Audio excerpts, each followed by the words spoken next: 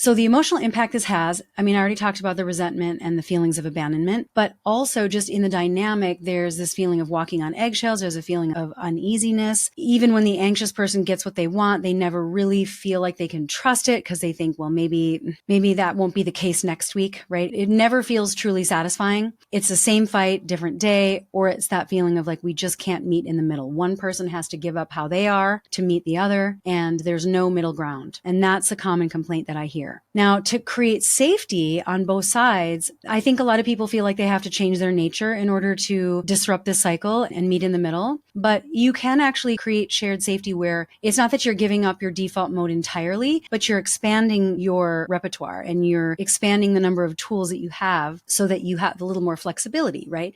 It's not that you can't still be who you are. You just become a better version, a more skilled version of who you are. So the first thing is you want to remember that this is going to be about downshifting each person's nervous system. So step one is to have self-regulation before the conversation. You have to be regulated. You have to be calm. So if you're the anxious spouse and you just feel like you're coming in hot, it's not the time to have the conversation. You're not even ready to have step one. So you have to make sure that you're calm and intentional and regulated. Your heart rate's not high. You certainly don't want to do this shortly after an argument or a point of disconnection. So you regulate yourself. That's going to pause the chase, the pursuing and withdrawing cycle. And then you're going to breathe and calm yourself down through tapping. You can do sound meditations. You can just do regular meditations, guided meditations, yoga, whatever works for you that you know will soothe your nervous system. That is the first step.